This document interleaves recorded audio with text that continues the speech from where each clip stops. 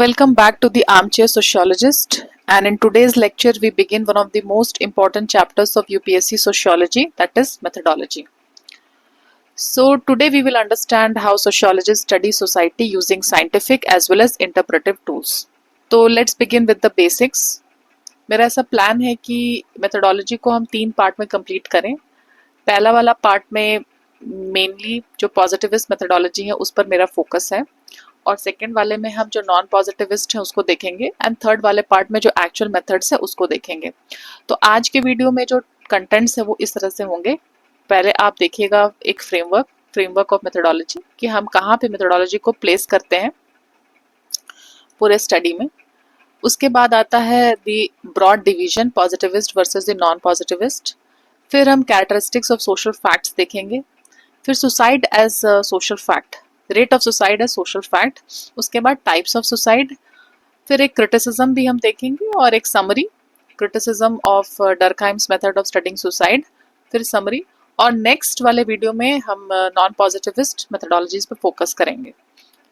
तो let's begin. जैसा कि मैंने आपको अपने पिछले वीडियो में बताया था कि चैप्टर 1 कंप्लीट करने के बाद में हार्लम्बोस के प्रीफेस में ये समझाया गया है कि हमें चैप्टर 12 पढ़ना चाहिए. तो उसी के कंटिन्यूएशन में हम मेथोडोलॉजी पढ़ रहे हैं, उसी डायरेक्शन के अंदर. तो मेथोडोलॉजी क्या होती है? It refers to how we go about studying society. This chapter is foundational because it explains not just what sociologist study but how they study it. और इसमें हम की कॉन्सेप्ट जैसे epistemology, theoretical perspectives, methods, tools, ये सब को पढ़ेंगे. तो to start with epistemology क्या होती है? It is the philosophy of knowledge. It is about what we believe counts as true knowledge. मतलब should we trust only what we can see and measure, और ऑल्सो फीलिंग्स और meanings. अब एक example देखिए, जैसे कि ये जो पार्ट है, should we trust only what we can see and measure. This question highlights the divide between the positivist approaches जो कि नंबर्स और ऑब्जेक्टिविटी को फेवर करते हैं, and non positivist ones which value human experiences and subjectivity. For example, if someone is studying dowry deaths, so a positivist approach might count the cases कि कितने dowry death हुए हैं, उसको वो फैक्ट, फिगर्स, ऑब्जेक्टिवली नंबर के basis पे देखेंगे. But a non positivist approach would try to understand the social pressure और हेल्पलेसनेस बिहाइंड सच एक्ट्स. इसके बाद थ्योरेटिकल पर्सपेक्टिव. थ्योरेटिकल पर्सपेक्टिव क्या है? इट इज द लेंस और theory you use to look at society. For example, should we see society as a system जैसे कि functionalism में, और एज फुल ऑफ कॉन्फ्लिक्ट जैसे कि मार्क्सिज्म में.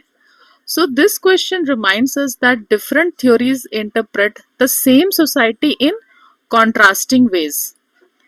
हमारा थ्योरेटिकल लेंस जो होता है that shapes our research questions and our answers. For example, if we look at caste through functionalism, so one might say that it maintained order, but a Marxist or Ambedkarite perspective reveals it as a source of oppression and class-like domination. अब इसके बाद आता है methodology. Methodology, it is the overall approach to study something. So methodology is the framework that connects our theory to our actual methods. It answers, will I study this using numbers? मतलब इसको हम major करेंगे, quantitative, और by understanding people's feelings, meanings, qualitative. जैसे कि मान लीजिए हम फार्मर सुसाइड्स को पढ़ते हैं, स्टडी करते हैं, तो क्वांटिटेटिव अप्रोच देखेगा, data, how many, when, where, ये उनका अप्रोच रहेगा. But qualitative approach will be what were the farmers feeling, why did they feel hopeless. उसके वो मीनिंग और इमोशन को समझने का प्रयास करेंगे.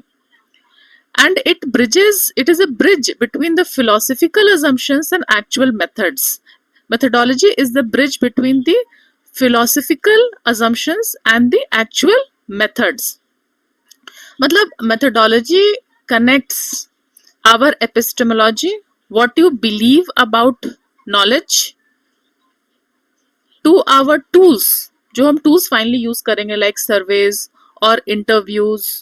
It ensures that our research isn't just random but it is guided by a deeper belief system. इसके बाद हम आते हैं रिसर्च डिजाइन पे. रिसर्च डिजाइन क्या होता है? ब्लूप्रिंट और plan for conducting study. It is a blueprint और प्लान फॉर कंडक्टिंग स्टडी. मतलब think of research design as your project roadmap. It lays out what will be done in what order, using which type of data. For example, by studying Manrega's effectiveness, you might use surveys in 3 districts, conduct interviews with workers, compare the official records. तो कैसे आप अपने research को plan कर रहे हैं, उसका क्या ब्लूप्रिंट है, वो हमारा रिसर्च डिजाइन है. And this research design could be descriptive, exploratory, explanatory, experimental, longitudinal, cross-sectional और case study. So these are the types of research designs. तो descriptive में हम समझेंगे what is happening, क्या हो रहा है. Exploratory में what is going on here. Explanatory में why is it happening. Experimental में can we test a cause effect, यहाँ पे cause effect. Longitudinal is over time. For example, tracking women's employment after self-help group over time. Cross-sectional is a snapshot at one time. And case study में we deep dive into one setting like a village or a family. तो ये types of research designs हैं. इसके बाद में what exactly will be done in what order, क्या order होगा, क्या exactly हम करेंगे. The research design answers this question. It gives you study structure and sequence, avoiding confusion and helps us to remain systematic. इसके बाद हम पढ़ेंगे method. Research design के बाद method. Methods क्या है? It is the techniques of data collection, the tools. So methods are how we collect the data, like interviews, surveys, focus group, observation, questionnaire. So these are the practical choices based on our methodology. Actually में data हम collect करेंगे कैसे, हमारे tools क्या होंगे. For example, if we have to study attitudes towards dowry, we might use surveys, which is like structured, or we can conduct the focus groups with brides and grooms, which is qualitative in nature, or we can observe wedding rituals. We can become a participant observation. तो ये जो हमारे tools हैं, surveys, interviews, observation, focus group, questionnaire, इनको हम detail में और बाद में देखेंगे. ये कुछ एग्जांपल्स हैं. तो सर्वेज किस लिए होते हैं? It is the quick and wide data collection. ये हमको स्पीड देता है और बहुत सारे डेटा एक साथ हम कलेक्ट कर सकते हैं. Interviews are deep and personal insights हमको इसमें मिल सकते हैं. ऑब्जर्वेशन में we see the behaviour in real setting. Focus group is like group discussions to explore shared meanings. For example, अगर हमको बिहार के स्कूल ड्रॉप आउट को समझना है, मान लीजिए, तो survey can tell us how many students drop out. Data. Interviews can reveal why, मतलब उसका पीछे कारण क्या है. Poverty, early marriage, language barrier, बहुत कुछ हो सकता है. तो ये हमारा फ्रेमवर्क है जिसमें हम मेथडोलॉजी को कहाँ प्लेस करते हैं, ये हमको समझ में आता है. पहले epistemology, that is the philosophy of knowledge. उसके बाद थियोरेटिकल पर्सपेक्टिव, किस लेंस से हम सोसाइटी को देखना चाहते हैं. मेथडोलॉजी, हमारा ओवरऑल अप्रोच क्या रहेगा, क्या हम नंबर्स पर ध्यान देंगे कि मीनिंग पर ध्यान देंगे. फिर हमारा रिसर्च डिजाइन, मतलब कि उसका प्लान क्या है, ब्लूप्रिंट क्या है, व्हाट, व्हेन, हाउ, कैसे करेंगे उसको. और फिर फाइनली हम अपना डेटा कलेक्ट करने के लिए टूल्स क्या यूज करेंगे. तो इसको अच्छे से समझ लें. Research methodology can be broadly divided into positivist मतलब क्वांटिटेटिव एंड नॉन पॉजिटिविस्ट मतलब क्वालिटेटिव या interpretive methodologies. Positivist, this is based on positivism, which believes that society can be studied in the same way as natural science, objectively with facts and laws. And this approach was pioneered by Auguste Comte and Durkheim, who believed that social life could be studied using statistics, surveys, and experiments, just like physics or chemistry. And the application of natural science methodology to the study of man would produce a positive science of society. For example, Census of India, NCRB reports, NFHS data, all these are built on positivist principles. Next, we come to non-positivist methodologies. Non-positivist or qualitative methodologies focus on meanings, emotions, and lived experiences. These emerged as a reaction against the rigidity of positivism. The goal is to understand, not just measure the society. So first there are three major interpretive approaches. First one is interpretivism by Max Weber. Second is symbolic interactionism by Mead and Bloomer. Third is phenomenology.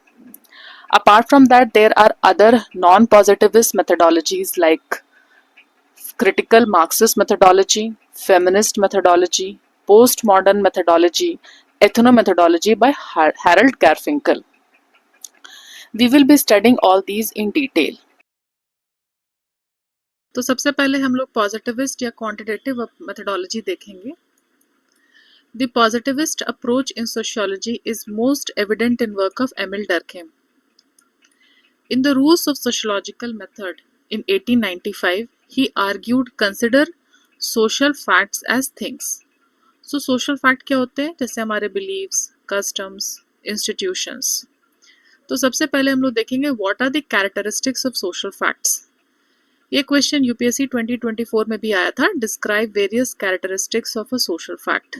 तो पहला characteristic होता है externality. Social facts are external to individuals. They are impressed upon them by society. They exist outside the individual and can therefore be objectively studied objectively as external things. So Durkheim believed that social facts like customs, laws, religion are not born inside our minds. They come from society and they exist outside of us. For examples जैसे कि religious beliefs, practices, laws and customs, language. So these are all examples of social facts and they guide how we behave and communicate. So social facts are external to individuals. तो ये तो पहला point हो गया. दूसरा point है independence. Members of society are directed by collective beliefs, values, and laws, which have an existence of their own. This means that social facts don't depend on any one person. They continue to exist even if individuals change. For example, school rules. They don't stop existing if one student leaves the school. Next, we come to coercive or constraint. Now, social facts constrain the individuals to behave in a particular way. Social facts not only exist but also have power. They force us to follow them. Sometimes subtly, sometimes through law or punishment. So, they are coercive in nature.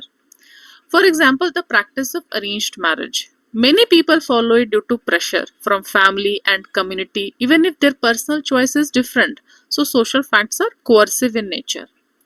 Other examples like institutions of law, education, belief, they are commanding and obligatory for all. सब पे ये command करता है. Now, for whether the school timings or traffic rules or laws like dowry prohibition, these all must be followed. They act as invisible guides. So social facts are coercive in nature. Next comes generality. Now social facts has more or less a general occurrence in society. So social facts are not one-time events. They happen repeatedly across a group or society and they are not unique to one person. जैसे कि ये idea कि sons carry forward the family name. Now it is widely believed across different castes and communities in India. It is general and not individual. तो अगर अभी हम ये देखें क्या क्या कैरेक्टरिस्टिक्स से, पहला है एक्सटर्नैलिटी, मतलब social fact is external to the individual. दूसरा है इंडिपेंडेंस, मतलब कि it is independent of the individual. It is coercive in nature and they are general across society.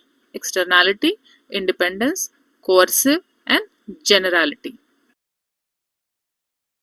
Now we study suicide as social fact, a comparative method. Now Durkheim treated suicide as not as personal act but as a social fact, something shaped by society. He used a comparative method to study it across countries and groups, identifying patterns that could not be explained by individual psychology alone. So Durkheim wanted to establish sociology as science. So for this he did a study in suicide in sociology in 1897. Suicide, a study in sociology in 1897.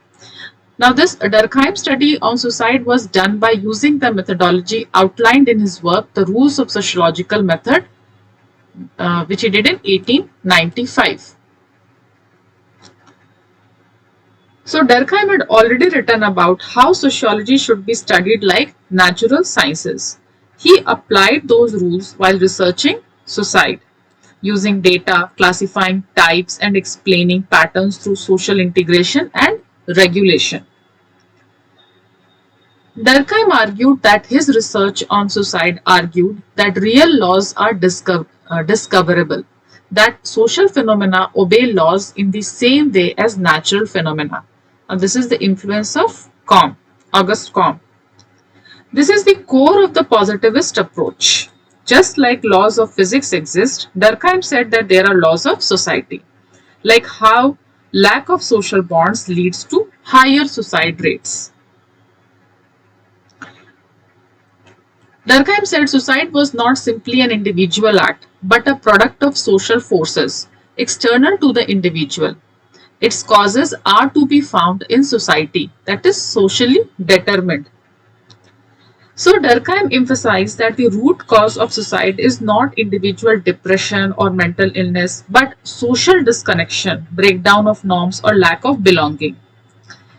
For example, if we study farmer suicides in India, they are often seen as personal failures, but Durkheim would argue that they are due to economic distress, policy failure, and social isolation, which are social factors.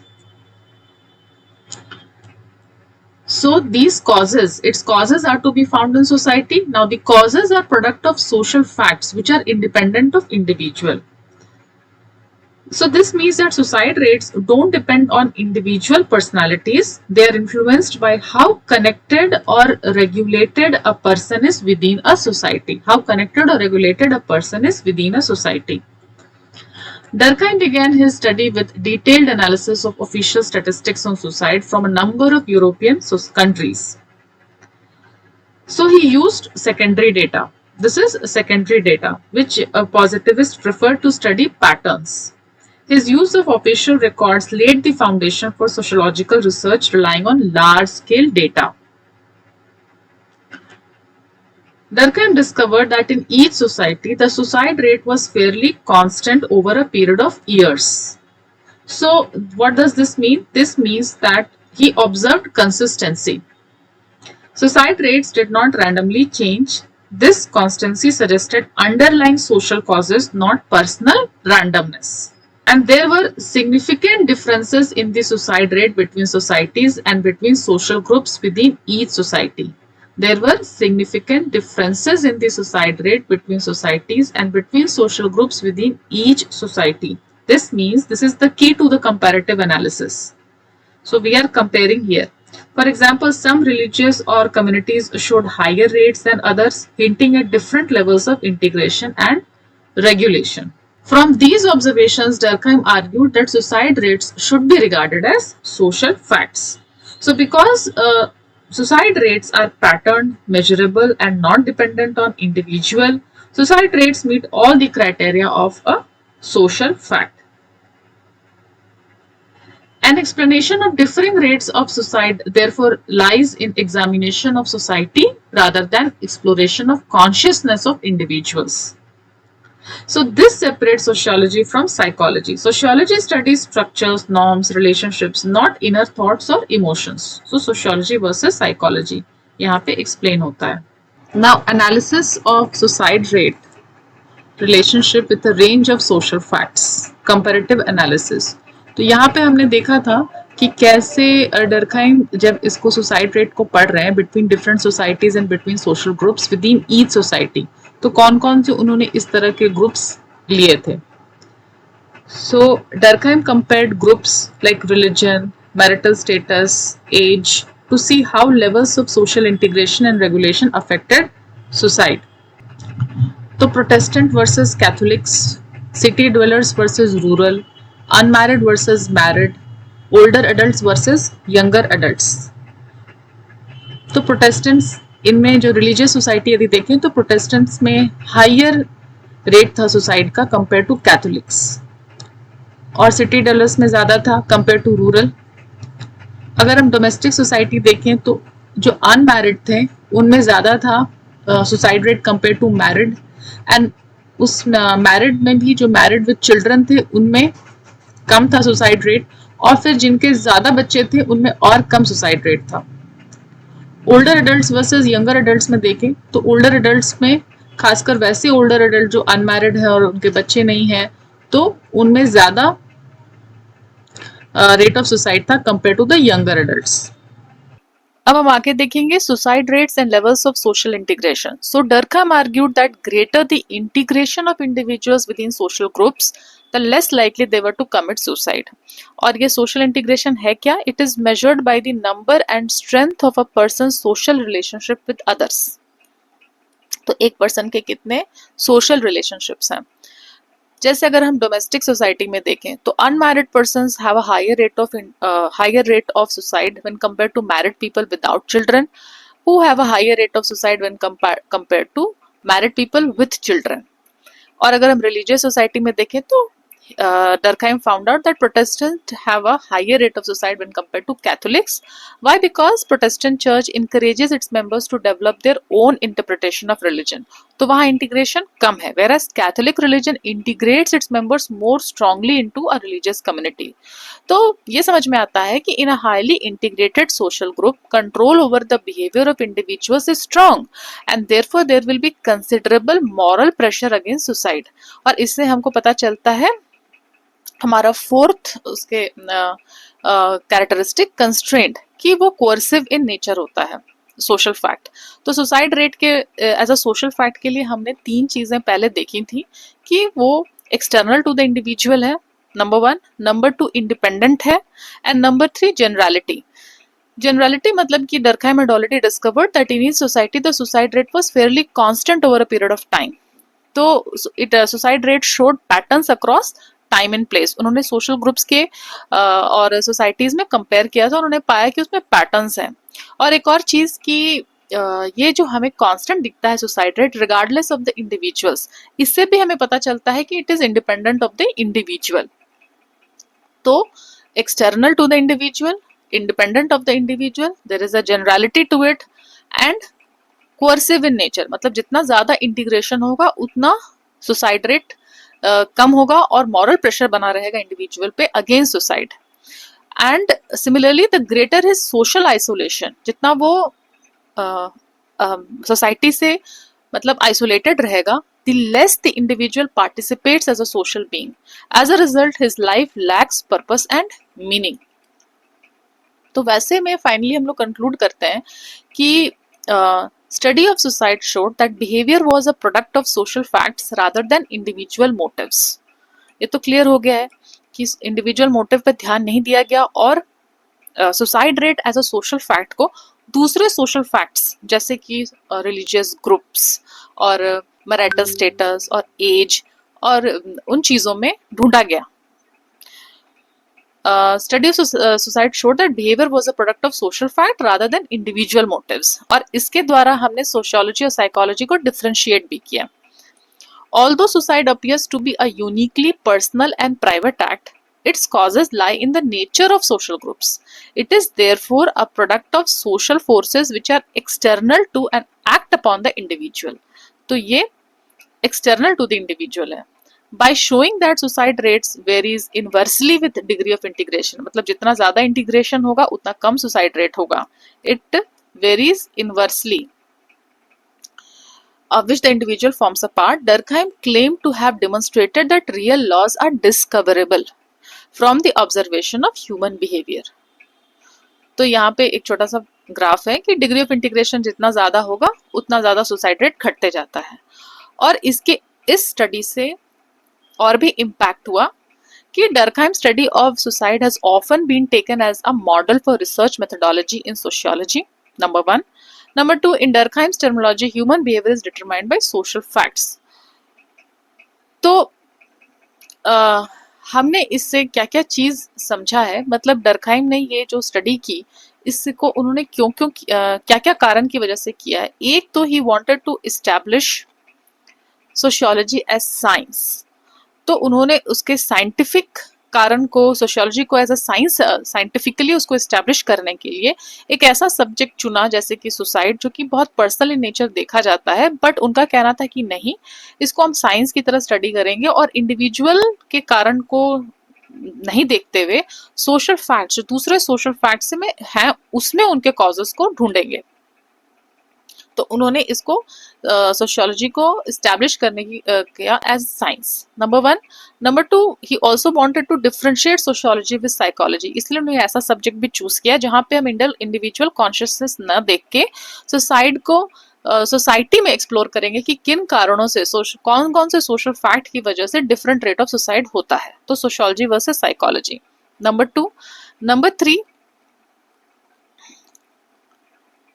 he also wanted to establish a research methodology in sociology, मतलब कि he this is seen as a model for research methodology in sociology। कैसे इसको उन्होंने पढ़ा है, कैसे इसको study किया है, उसको फ्यूचर में भी आगे भी यूज किया गया।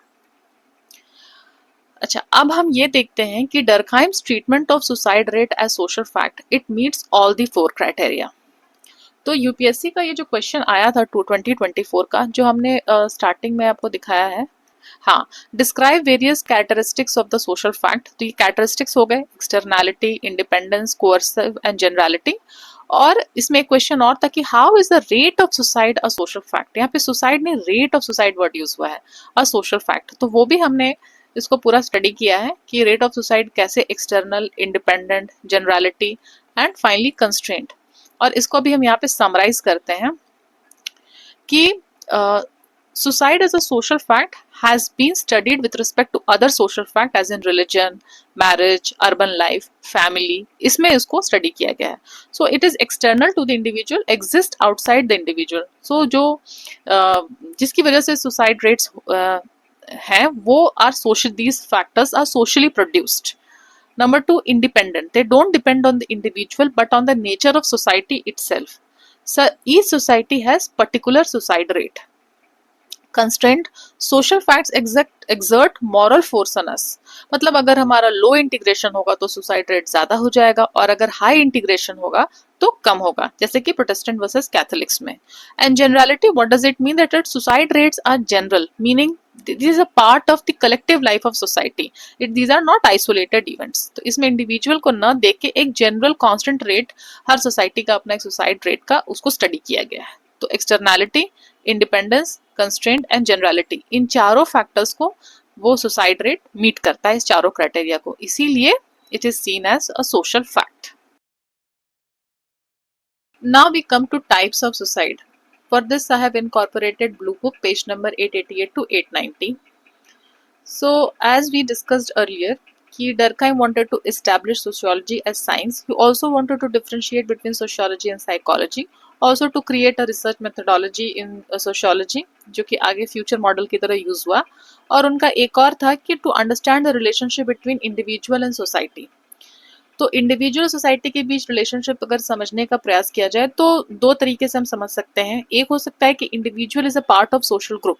तो इंडिविजुअल जब किसी सोशल ग्रुप का हिस्सा होते हैं तो वो सोशलाइजेशन के प्रोसेस के थ्रू उसके सभी नॉर्म्स, वैल्यूज, उसके कस्टम्स, बिलीव्स, रूल्स, रेगुलेशन, सभी चीज़ों को सीखते हैं और उस प्रोसेस की वजह से सोसाइटी में वो इंटीग्रेट होते हैं। दूसरी तरफ सोसाइटी सोशल कंट्रोल के द्वारा इंडिविजुअल को रेगुलेट भी करता है।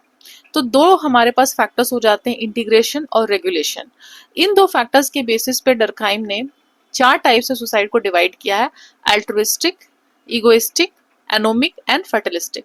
एक एक करके हम इसको समझेंगे। यहाँ पे एक और चीज को मैं बताना चाहती हूँ कि डर्कहाइम ऑफ कोर्स फंक्शनिस्ट अप्रोच से चीजों को स्टडी कर रहे थे, तो वहां पे प्रॉब्लम ऑफ ऑर्डर एक बहुत इंपॉर्टेंट होता है। अगर पुराने वीडियोस में आप जाके देखिएगा फंक्शनिज्म का, तो वहां पे मैंने इस चीज को डिस्कस किया है। The problem of order is a very important thing studied by functionalist. तो वहां पे वो इंटीग्रेशन पे बहुत फोकस करते हैं, और ये इंटीग्रेशन कैसे होता है, through the process of value consensus. ये मैं इस चीज को यहाँ पर वापस से आपको रिमाइंड कर देना चाहती हूँ।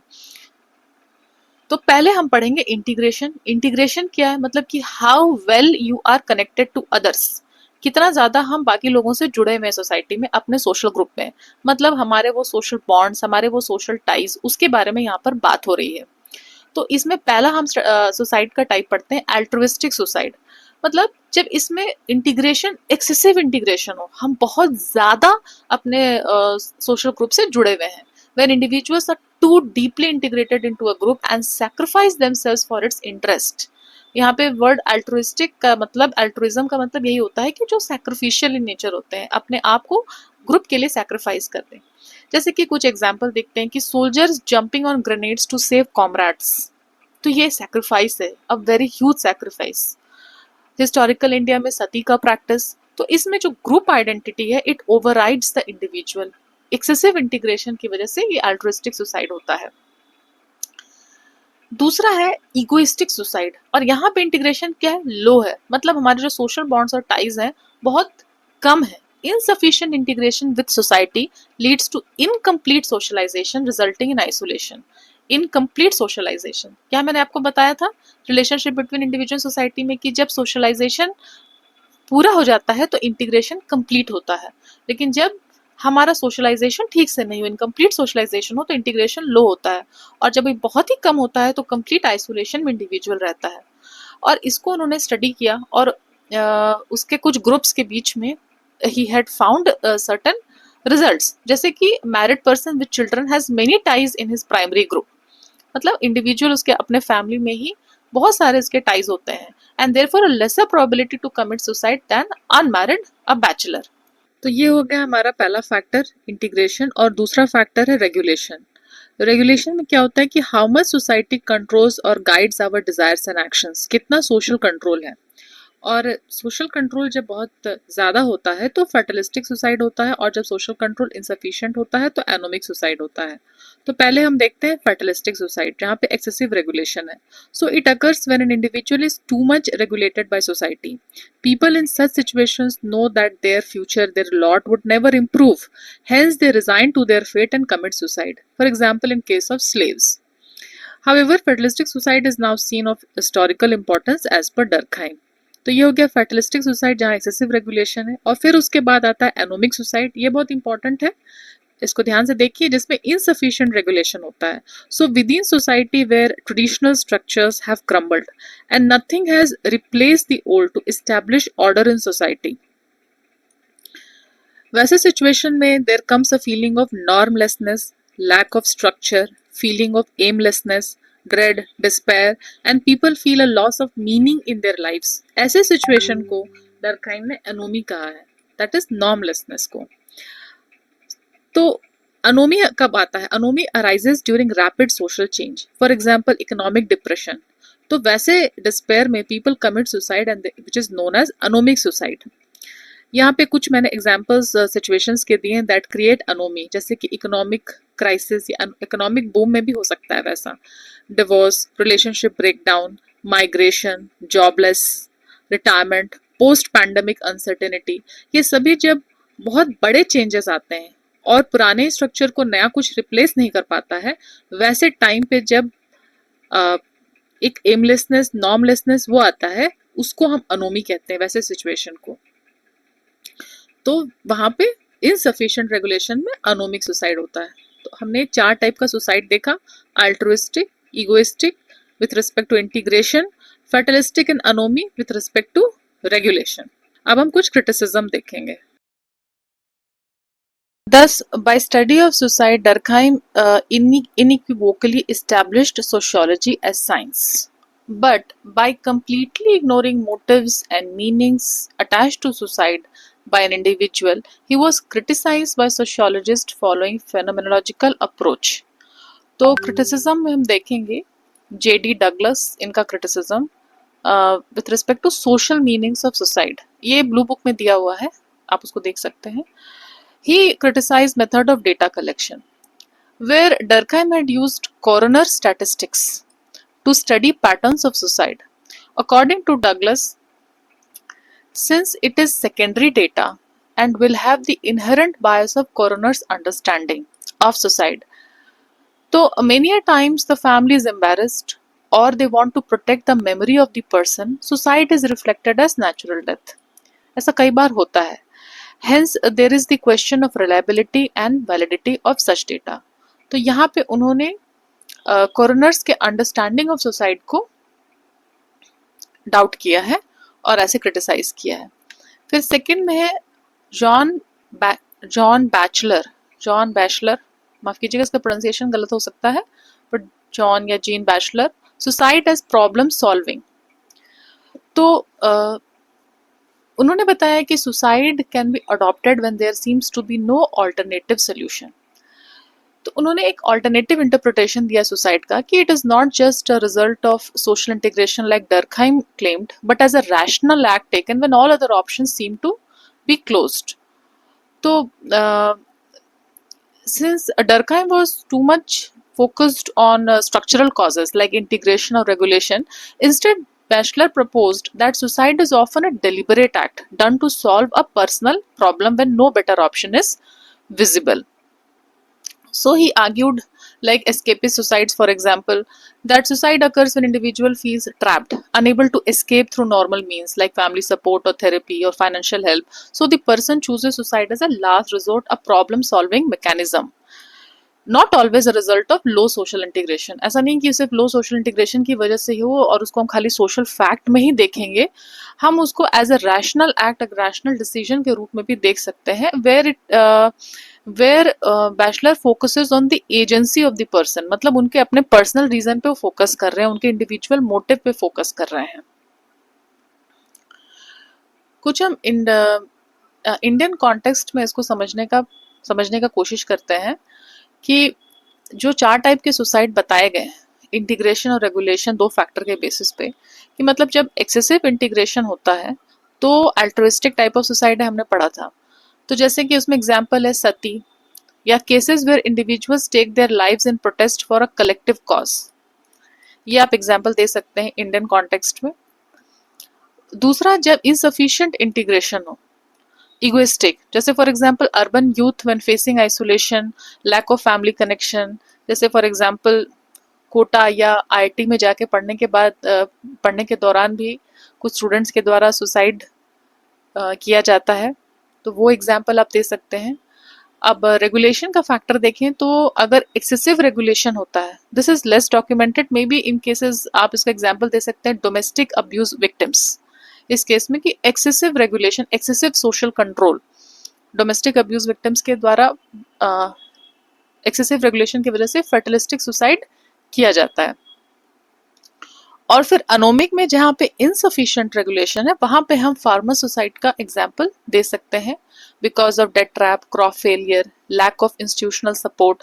तो ये रैपिड इकोनॉमिक डिस्ट्रेस की वजह से रेगुलेशन डिसरप्ट होता है, इनसफिशिएंट रेगुलेशन होता है, और फार्मर सुसाइड उसका एग्जाम्पल आप दे सकते हैं. तो लास्ट में एक बार समराइज करते हैं कि आज हमने क्या क्या देखा. सबसे पहले हमने एक मेथोडोलॉजिकल फ्रेमवर्क क्या है, उसमें कहाँ पे मेथोडोलॉजी प्लेस्ड है उसको देखा कि कैसे शुरू में epistemology, that's philosophy of knowledge, फिर थ्योरेटिकल पर्सपेक्टिव मतलब जो लेंस है, फिर मेथोडोलॉजी क्या अप्रोच रहेगा, क्वालिटेटिव या क्वांटिटेटिव, कैसे हम लोग उसको स्टडी करेंगे, फिर हमारा रिसर्च डिजाइन क्या होगा, मतलब कि एक ब्लूप्रिंट, क्या प्लान, कैसे हम उसको कंडक्ट करेंगे स्टडी को, क्या exactly when, what, when, how होगा, किस ऑर्डर में होगा, फिर मेथड और टूल्स मतलब क्या हमारा टेक्निक होगा डेटा कलेक्शन का, इन सबको हमने फर्स्ट में देखा. फिर हमने एक ब्रॉड डिवीजन देखा रिसर्च मेथोडोलॉजी का, पॉजिटिविस्ट और नॉन पॉजिटिविस्ट. पॉजिटिविस्ट यानी कि क्वांटिटेटिव, जो कि जिसके पायनियर्स ऑगस्ट कॉम और डर्कहाइम है. उसको हमने आगे पढ़ा। और नॉन पॉजिटिविस्ट जो है वो लोग नेक्स्ट वाले वीडियो में देखेंगे। तो पॉजिटिविस्ट वाले में हमने स्टार्ट में क्या देखा कि डर्कहाइम ने कैसे इसको स्टडी किया है सोशियोलॉजी को एक पॉजिटिव अप्रोच के साथ, और उसमें उन्होंने रूल्स ऑफ सोशियोलॉजिकल मेथड 1895 में बताया कि consider social facts as things. और इस पे हमने 4 कैरेक्टरिस्टिक सोशल फैक्ट्स के देखे, एक्सटर्नैलिटी, इंडिपेंडेंस, कोअर्सिव और जनरलिटी। एक्सटर्नलिटी, इंडिपेंडेंस, कोअर्सिव और जनरलिटी। और फिर हमने ये पढ़ा कि सुसाइड को कैसे, रेट ऑफ सुसाइड को उन्होंने कैसे सोशल फैक्ट के रूप में एक कंपैरेटिव मेथड के द्वारा इस्टेब्लिश किया, because he wanted to establish sociology as science. और उस पर उन्होंने कैसे एक 1 by 1 रेट ऑफ सुसाइड को कैसे सोशल फैक्ट के सभी चारों कैरेक्टरिस्टिक्स पर एक एक करके उन्होंने उसको कैसे स्टडी किया कि कैसे वो एक्सटर्नैलिटी, इंडिपेंडेंस, जनरलिटी और फिर फाइनली कंस्ट्रेंट, चारों पर कैसे वो सोशल फैक्ट के रूप में उभर कर हमें दिखाई देता है रेट ऑफ सुसाइड। इस पर उन्होंने कैसे कंपैरेटिव मेथड का यूज किया और कैसे अक्रॉस सोशल ग्रुप्स और कैसे अक्रॉस सोसाइटी उन्होंने उसको स्टडी किया, Protestant versus Catholic, city developers versus rural, unmarried versus married, older adults versus younger adults, इन सभी ग्रुप्स में उन्होंने उसको स्टडी किया। और स्टडी करने के बाद में उनके कुछ फाइंडिंग्स पे, और उस फाइंडिंग्स पर उन्होंने कंक्लूड किया कि की जो सबसे पहले तो rate of suicide meets all the 4 criteria of social fact, ये एस्टैब्लिश हुआ। और उसके बाद में टाइप्स ऑफ सुसाइड को भी उन्होंने बताया कि कैसे इंटीग्रेशन और रेगुलेशन, इन दोनों फैक्टर्स के बेसिस पे हम 4 टाइप पे सुसाइड को डिवाइड कर सकते हैं। जैसे कि अगर एक्सेसिव इंटीग्रेशन हो तो अल्ट्रुइस्टिक, अगर इनसफिशिएंट हो तो इगोइस्टिक, अगर एक्सेसिव रेगुलेशन हो तो फैटलिस्टिक और इनसफिशिएंट हो तो अनोमिक। इसको हमने पूरा पढ़ा। और इसके बाद में उसका क्रिटिसिज्म कि कैसे उन्होंने, चूंकि उनके मोटिव्स और मीनिंग्स पे ध्यान नहीं दिया, rate of suicide as a social fact को दूसरे सोशल फैक्ट जैसे कि रिलीजन, मैरिटल स्टेटस, एज, कहाँ वो सिटी या अर्बन किस सेटिंग में ड्वेल कर रहे हैं, इन सब चीजों पे उन्होंने फोकस किया। तो he was criticised by other sociologist following the phenological approach कि मीनिंग्स पे फोकस नहीं किया गया। तो जेडी डगलस ने मेन क्रिटिसिज्म किया मेथड ऑफ डेटा कलेक्शन पे कि कोरोनर का जो स्टैटिस्टिक्स है, जो उनका स्टडी का पैटर्न है, वो उनके बायस, उसमें कोरोनर का बायस हो सकता है क्योंकि कई बार सुसाइड को छिपा लिया जाता है एज नेचुरल डेथ। और दूसरा, जॉन बैचलर ने ये बताया कि सुसाइड को एक प्रॉब्लम सॉल्विंग के रूप में भी देखा जा सकता है, ना कि केवल on the basis of low social integration. फिर हमने इंडियन कॉन्टेक्स्ट में कुछ एग्जांपल्स देखे चारों के। तो ये अभी तक का समरी था। तो इस वाले वीडियो में हमने पॉजिटिविस्ट यानी कि क्वांटिटेटिव मेथोडोलॉजी पे फोकस किया था, और अगले वाले वीडियो में हम नॉन पॉजिटिविस्ट या क्वालिटेटिव इंटरप्रेटिव मेथोडोलॉजीज पे फोकस करेंगे, जिसमें कि सबसे पहले तो हम लोग देखेंगे कि तीनों क्वालिटेटिव इंटरप्रेटिव मेथोडोलॉजीज। ये इंटरप्रेटिव मेथोडोलॉजीज हमने पहले भी पुराने वाले वीडियो में देखा हुआ है, जिसमें कि पहले तो मैक्स वेबर का इंटरप्रेटिविज्म, दूसरा सिंबॉलिक इंटरैक्शनिज्म और तीसरा फेनोमेनोलॉजी। ये तीनों हम पहले भी देख चुके हैं, इन तीनों को हम रिविजिट करेंगे एज मेथोडोलॉजी। और इसके अलावे हम 4 और नॉन पॉजिटिविस्ट मेथोडोलॉजी को स्टडी करेंगे, जिसमें आएगा critical social science methodology, feminist methodology, फिर आएगा हमारा पोस्ट मॉडर्न मेथोडोलॉजी और एथनो मेथोडोलॉजी। इन चारों को देखने के बाद, फर्स्ट 3 एंड देन 4, टोटल 7, इनको देखने के बाद हम एक मेरिट और डीमेरिट, क्योंकि इस पे क्वेश्चंस आते हैं, merit and demerits of positivist and non positivist methodology, इसको भी देखेंगे। और सेकंड, वो हमारा सेकंड वीडियो होगा, और मेरा प्लान है कि 3 वीडियोस में इसको कंप्लीट करें। तो आज का ये फर्स्ट हो गया, सेकंड नॉन पॉजिटिविस्ट, और थर्ड में जो एक्चुअल मेथड्स हैं उसमें हम सभी मेथड्स को एक बार अच्छे से स्टडी करेंगे। तो आज के लिए सिर्फ इतना ही। Thank you so much. Hopefully आपको ये वीडियो अच्छा लगे, और अगर पसंद आए तो प्लीज़ अपने कमेंट्स दे सकते हैं, लाइक कर सकते हैं, अपने फ्रेंड्स या जो तैयारी कर रहे हैं उन तक शेयर कर सकते हैं। Thank you so much.